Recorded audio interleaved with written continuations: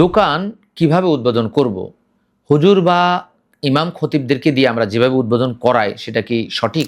প্রশ্নের প্রথম অংশ হচ্ছে দোকান কিভাবে আমরা উদ্বোধন করব। এর উত্তর হচ্ছে আমরা বিসমিল্লাহ বলে আল্লাহর নাম নিয়ে দোকান উদ্বোধন করব।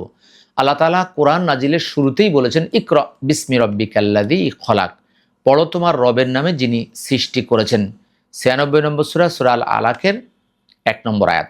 অর্থাৎ যে কোনো কাজ আমরা বিসমিল্লাহ দিয়ে শুরু করতে পারি। আমাদের সমাজে প্রচলিত ইমাম খতিব বা বিভিন্ন ওয়াইজিন বা হুজুরদেরকে দিয়ে আমরা যেভাবে দোকান উদ্বোধন করাই, দোয়া করাই, মিলাদ পড়াই বা বিভিন্ন ওয়াজ নসিহত করে মোনাজাত করি, এই পদ্ধতিটা ইসলামের কোনো পদ্ধতি নয়। রাসূলুল্লাহ সাল্লাল্লাহু আলাইহি ওয়াসাল্লামের যুগেও দোকান বা ব্যবসা প্রতিষ্ঠান ছিল।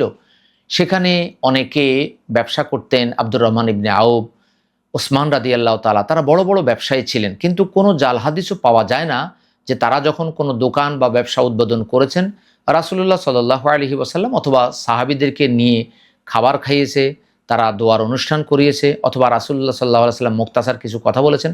এই পদ্ধতিটাই সম্পূর্ণ গলত একটি পদ্ধতি। অতএব এই পদ্ধতি থেকে আপনাকে আমাকে দূরে থাকতে হবে।